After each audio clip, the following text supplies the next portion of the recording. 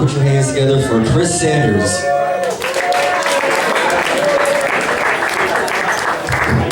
Thank you, Dan. Thank you, Dan. How's everyone doing tonight? Doing great? Good? Hey, buddy, what's your name again? What's this guy's name? Marcus, what's going on, dude? I was like standing over there, I saw your tattoo. I just want to know what is it? It looks like a teapot. I don't see that. Really? It's someone with cancer? They just got cancer? Oh, Lord.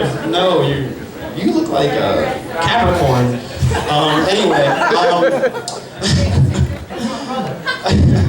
my name is Christopher Sanders, and I'm actually highly allergic to ducks. Highly allergic to ducks. I actually got bit by one yesterday. It was horrible. Horrible, like my throat closed up, couldn't breathe. And I went into Anna Affleck shock. I know what you're thinking, guys. I got the insurance, so I'm okay. I'm okay. Don't have joke insurance, though. Not okay. So you guys can tell my skin tone, I'm some kind of black, right? I'm actually African-American, black, and Cambodian. And you notice anytime you tell anyone that you're mixed, like most of the time you get like just reasonable responses, like sensible questions, but sometimes you get the most bizarre things. I get people saying things like, your skin turned out great. What?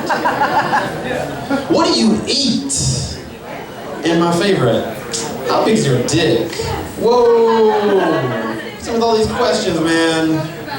The 21st century, nothing is exotic anymore. It'd be a little bit different if you came up to me and you're like, hey Chris, what are you? My dad is black, and my mom is a triceratops. What? That's crazy! Skin turned out great. Thank you, thank you. You wouldn't have said that when I was 16. Dino acne is horrible. Horrible. What do you eat? Taco Bell, I'm an American, duh. How big's your dick? It's really none of your imagination, but I'm half black, half dinosaur. And I just said my punch word early. Woo, thank you. So, I'm half Asian. My mom, she actually had, like, growing up, she had, like, post-traumatic stress disorder. And this is the thing, when you're Asian and mentally ill, that just makes you more Asian. It just makes you more Asian. And ideally speaking, when you're raised in a household like that, you know, you might develop some sort of, anxiety symptoms, right? And I realized there was a point in time where, like, I was so anxious, like, I wouldn't leave the house. And when you have, like, severe anxiety, it's like an adult game of lava. Everything outside the apartment is lava, and the only safe place is your bed. Your bed, you know? Like, it got really bad. Like, I remember I was just, like, stress eating. Like, I'd go get donuts, I'd buy, like, 24 donuts.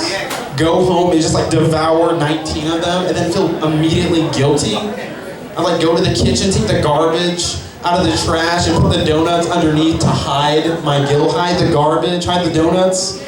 I realized, who am I hiding this from? I live alone, okay? I live alone. Clearly my cats. I'm hiding this from my cats. You know, when you start staying in the house a lot, you stop keeping in touch with your friends. You know, your friends start to become like the Gilmore Girls. You know, Lorelai and Rory Gilmore. You start to envy their family unit. You start to get jealous of them because, you know, you're eating all the donuts and thighs are getting huge. They have great bodies. Guess I'm the only one? No? Yes. Yes. Golden age of WB, the Gilmore Girls. Yeah! You know, when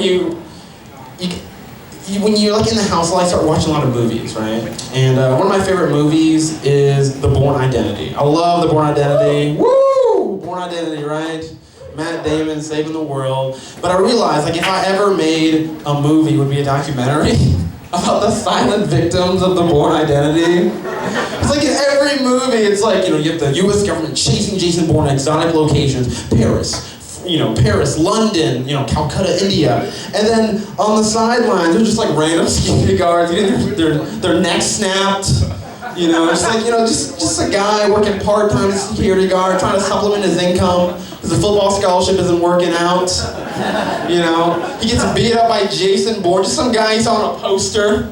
You know, just like, oh, this good-looking guy from Massachusetts. Oh, he snapped my neck, and now he needs to go home.